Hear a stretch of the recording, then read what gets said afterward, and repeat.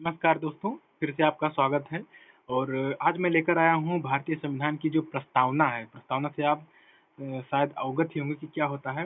अगर नहीं तो मैं एक शार्ट में बता देता हूँ। प्रस्तावना हमारे जो संविधान का जो उद्देश्य है, क्या हमारे संविधान का लक्ष्य है, इसके बारे में हमें बताता है और इसकी शक्तियों का क्या स्रोत है। और इसमें मतलब 3-4 बातें बताना का यह प्रयास करती है, जो कि जैसे कि यह बताती है कि हमारे जो संविधान है इसके अधिकार जो हैं उसके स्रोत कहाँ से आए हैं। मतलब संविधान के अधिकार का जो स्रोत है वह कहाँ से आया है, यह बताने का प्रयास करती है। दूसरा, आखिर भारत की जो प्रकृति है, आखिर जो भारतीय संविधान है वह क्या लागू करवाना चाह रही है, क्या चीज है। आखिर भारत की प्रकृति के बारे में बता दे कि आखिर वो किसकी ओर, यानी कि किस लक्ष्य की ओर अग्रसर होगी, इसको बताने का प्रयास करता है। मतलब कि भारत की प्रकृति कैसी होगी, जैसे व्यक्ति का स्वभाव कैसा होता है, हो सकता है बुरा, हो सकता है गलत हो। लेकिन इसी तरह से भारतीय संविधान का आखिर स्वभाव कैसा होगा, क्या वह कल्याणकारी होगा कि नहीं होगा, कि क्या, मतलब इस तरह की बातें बताने का यह प्रयास कर रहा है कि आखिर इसका ध्येय क्या होगा। फिर उसके बाद यह बताने का प्रयास करता है कि आखिर इसका उद्देश्य क्या होगा। उद्देश्य में तो जानते हैं, उद्देश्य में अभी जब देखेंगे उसके शब्द में तो उससे पता चल जाएगा कि आखिर इसका उद्देश्य क्या है। लेकिन मैं बता देता हूँ उसके उद्देश्य में, जैसे स्वतंत्रता हो गया, समता हो गया, या बंधुत्व भाईचारा की बात हो गई, न्याय की बात हो गई, समानता की बात हो गई, ये सब बातें उसके उद्देश्य होते हैं। तो ये सब चीज होता है प्रस्तावना का अर्थ। अब मैं उसके शब्द के बारे में बताऊंगा कि जो जो शब्द इस्तेमाल किए गए हैं उसका आखिर एग्जैक्ट अर्थ क्या होता है। तो स्टार्ट करता हूँ। तो मैं एक बार आपको बता देना चाहता हूँ कि आखिर वो संविधान में जो पूरा उसका जो वर्ड है वो क्या है। तो मैं एक बार 1 मिनट लगेगा बता दूंगा।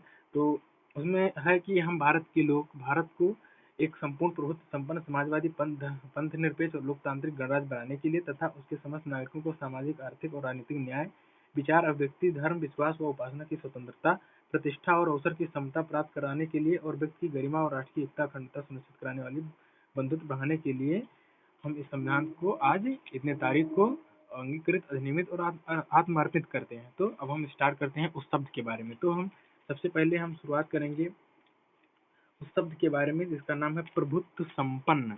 ठीक, एक एक करके पहले मैं लिख लेता हूँ, उसके बाद बताता हूँ। प्रभुत्व संपन्न, प्रभुत्व संपन्न हो गया। उसके बाद समाजवादी, समाजवादी, पंथ निरपेक्ष, लोकतांत्रिक, समझ गए होंगे, 60 में लिख दे रहा हूँ। लोकतांत्रिक गणराज्य, लोकतांत्रिक गणराज्य। उसके बाद सामाजिक, आर्थिक, राजनीतिक न्याय। ठीक, सामाजिक, आर्थिक और राजनीतिक न्याय। स्वतंत्रता में क्या है, विचार, अभिव्यक्ति, विश्वास, धर्म, उपासना। 2, 3, 4, 5, 5 चीज क्या है, ये स्वतंत्रता है। तो रहने दे, बस मेरा मेरा जो एम है बताने का, वह शब्द का अर्थ यह है। मतलब विचार, अभिव्यक्ति, धर्म, विश्वास और उपासना की स्वतंत्रता। और क्या है, प्रतिष्ठा,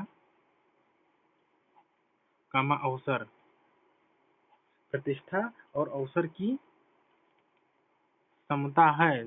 ध्यान दीजिएगा, शब्द इसके लिए शब्द इस्तेमाल हुआ है इक्विटी, न कि इक्वलिटी। इक्वलिटी में से होता है समानता, अभी बताऊंगा उसका भाई अंतर। प्रतिष्ठा और अवसर की समता प्राप्त करने के लिए और व्यक्ति की गरिमा और राष्ट्र की एकता और अखंडता, राष्ट्र की एकता और अखंडता, इसको सुनिश्चित करना है, मतलब इसको बनाए रखना है। तो इसका अर्थ क्या होता है बताऊंगा। फिर उसके बाद लास्ट में जो 3 है, अंगीकृत, अधिनियमित और आत्मअर्पित। राइटिंग पर मत जाइएगा, जल्दी जल्दी लिख रहा हूँ। तो ये शब्द हैं। ठीक, अब मैं एक एक करके इसके बताऊंगा, ज्यादा समय नहीं लूंगा, 4 मिनट वैसे ही बीत गया। ठीक, पहले मैं बात करता हूँ प्रभुत्व संपन्न। देखिए, प्रभुत्व संपन्न मतलब होता है कि भारत जो देश है, भारत देश या राज्य कह सकते हैं, अगर देश ही कहूँ, भारत एक देश जो है यह इंटरनल और एक्सटर्नल दोनों रूपों में स्वतंत्र है। ठीक, जैसे कि पहले जब हमारा देश आज़ाद नहीं हुआ था तो हम ब्रिटिश के गुलाम थे, तो हम स्वतंत्र नहीं थे। ठीक, इंटरनल तो हो सकते रहे हो, लेकिन एक्सटर्नल रूप से नहीं थे, हमारे ऊपर विदेशों का जो प्रभुत्व था। कहने मतलब है कि जो हमारे जो जैसे हम एक देश दूसरे देश, यानी कि जब भारत देश दूसरे देश से बात करने के लिए, अपनी फॉरेन पॉलिसी बनाने के लिए सब मतलब स्वतंत्र हो, तो उसे कहते हैं प्रभुत्व समर, मतलब किसी दूसरे का नियंत्रण इस पर नहीं है। ठीक, समझ रहे हैं ना, मतलब कि जो हमारा देश है, हम किसी से ऐसा नहीं कि यहाँ किसी के दबाव में आकर के हम कुछ काम करते हैं। ठीक, तो ये होता है। अब हम दूसरा बताते हैं, जल्दी जल्दी हम करने का प्रयास करते हैं। समाजवाद। समाजवाद से तात्पर्य होता है इक्वलिटी स्थापित करना, और वो भी किस तरह से, हर क्षेत्र में, चाहे इको हो, चाहे पॉलिटिकल हो, चाहे सोशल हो, मतलब हम यह प्रयास करेंगे। जैसे समाजवाद का ध्येय ही होता है, क्या होता है कि कोई जो विशेषाधिकार है समाज में, जैसे होता नहीं समाज में किसी के पास स्पेशल राइट होता है उन, तो वो कहते हैं, इसमें यही बात बताया जा रहा है कि समाज में किसी भी व्यक्ति के पास मतलब विशेषाधिकार की उपस्थिति ना हो, यानी कि यह विशेषाधिकार को हटाने का प्रयास करता है। समझ रहे हैं ना, मतलब कि जैसे एक है ना, गांव में कोई हो जाता है कि कोई राजा है, या फिर कोई हो सकता है कि बहुत बड़ा आदमी हो, या फिर उसको कोई पद दे दिया जाता है, तो कहने मतलब इस सबको हटाने का प्रयास किया जाता है। ये सब हमें अधिकतर जो निजीकरण है, यानी कि जो पूंजीवाद है, उसमें हम देखते हैं इस शब्द को। तो समाजवाद मतलब समानता कह सकते हो, जो कि राज्य या किसके द्वारा होगा, या राज्य के द्वारा प्रयास किया जाएगा कि यह समानता लाए किस क्षेत्र में, इकोनॉमिक, पॉलिटिकल, सोशल, यानी कि हर क्षेत्र में समानता की बात लाने का, यानी कि आप कहीं ना कहीं कल्याणकारी की बात करता है। ठीक, वेलफेयर। समाजवादी हो गया, फिर उसके बाद क्या बचा है, हाँ, पंथ निरपेक्ष। पंथ निरपेक्ष, देखिए अब जब पंथ निरपेक्ष आ गया, एक और मैं बता देता हूँ। एक होता है, एक तो होता है नास्तिक, एक तो होता है नास्तिक राज्य या देश, इसे समझ ही रहे हैं। नास्तिक राज्य मतलब जब कोई राज्य या देश, जब कोई देश धर्म का विरोधी हो, वह धर्म न मानता हो, तो उसे क्या कहेंगे, हम नास्तिक राज्य कहेंगे। एक तो होता है सैद्धांतिक,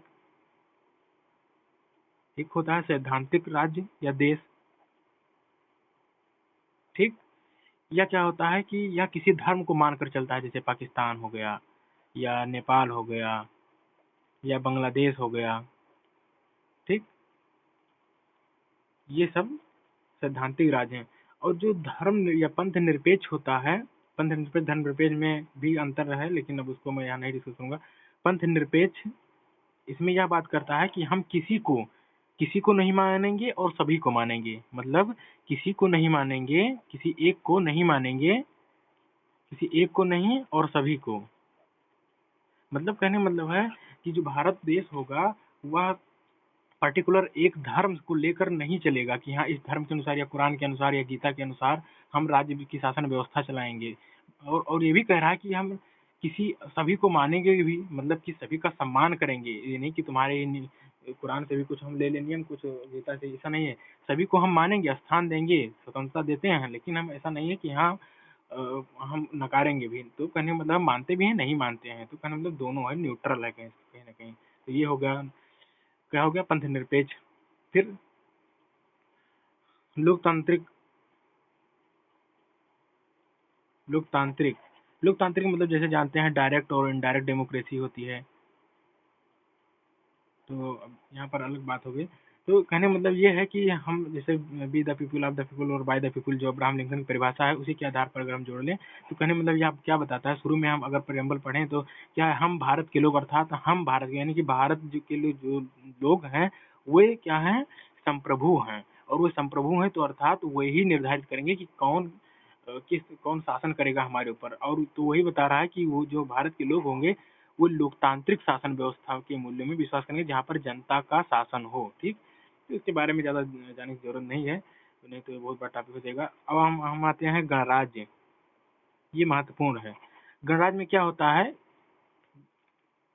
गणराज्य के बारे में यह बताया गया है कि जो हमारा देश है, उस देश के जो हेड ऑफ स्टेट है, हेड ऑफ स्टेट मतलब भारत का प्रथम नागरिक कौन है, भारत का प्रथम नागरिक आप सब जानते हैं क्या होता है, सोचिए।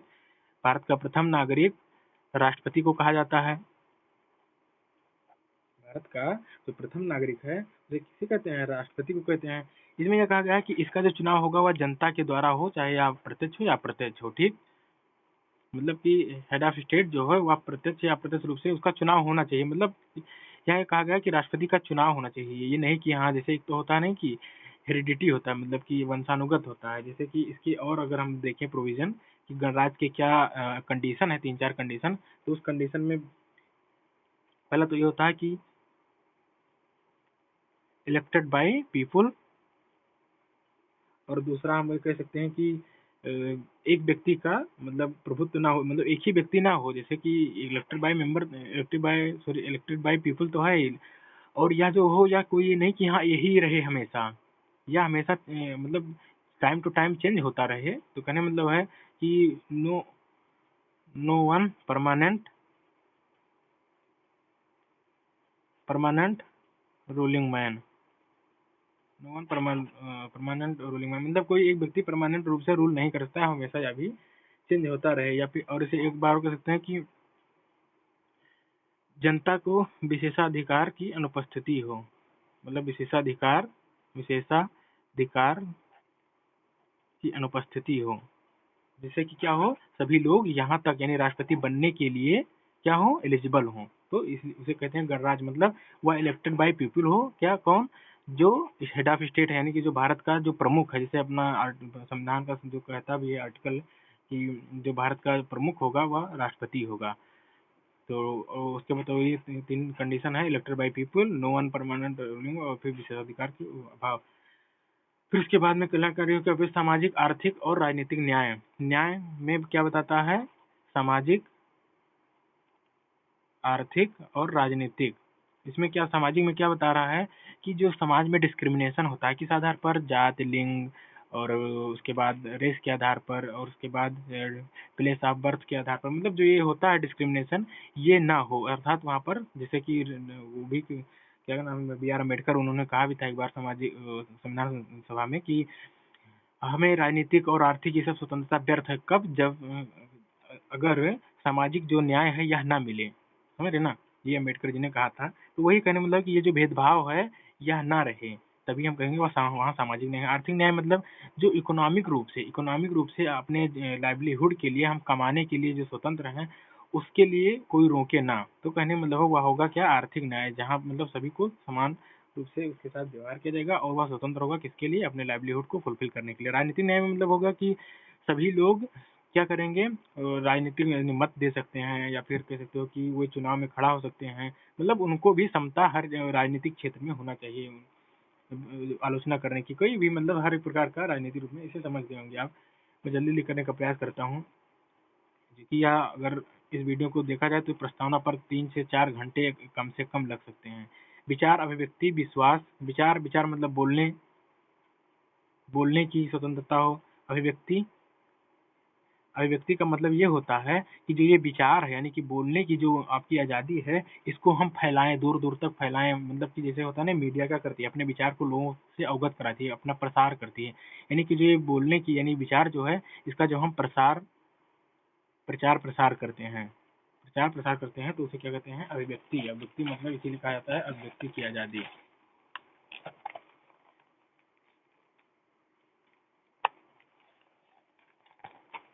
ठीक, अभिव्यक्ति की आज़ादी। विश्वास मतलब विश्वास का मतलब भी आप समझ रहे होंगे। विश्वास मतलब क्या होगा कि हम एक दूसरे के पर विश्वास करने का प्रयास करेंगे, जिससे भाईचारा ये सब बढ़े।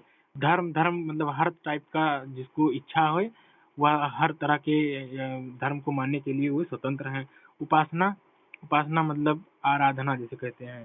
तो मतलब इसका उपासना का अर्थ यह होता है कि जो समाज है, समाज के जो लोग हैं, समाज के जो लोग हैं वो क्या करेंगे, वो एक दूसरे के साथ, या कह सकते हो कि अपने जिसको वो मानने चाह रहे हैं वो मान सकते हैं। किसी भक्ति है किसी के प्रति, या ईश्वर के प्रति, या किसी के भी प्रति उनकी उपासना जो है, उपासना मतलब साफ साफ ये हो गया कि भक्ति या कह सकते हो आराधना। तो कहने मतलब ये कर सकते हैं, भक्ति या आराधना किसी को, जैसे चाहे देवता हो चाहे कोई व्यक्ति में मान सकते हैं। तो ये होगा क्या, भक्ति या आराधना, ये स्वतंत्र है इसके लिए। तो ये हो गया। फिर उसके बाद प्रतिष्ठा एवं अवसर। प्रतिष्ठा मतलब सम्मान।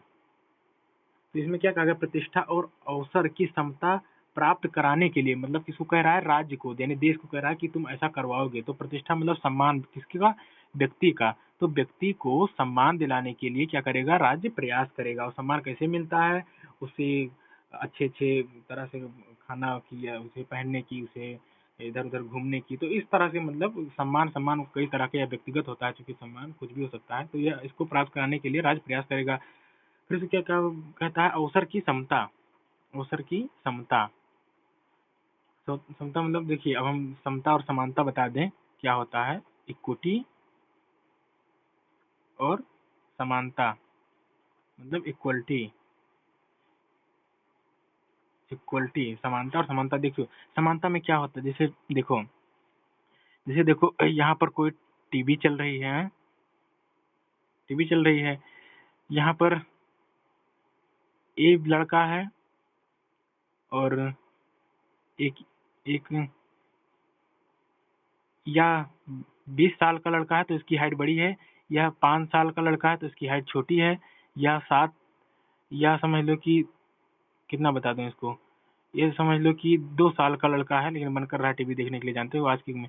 तो यह है।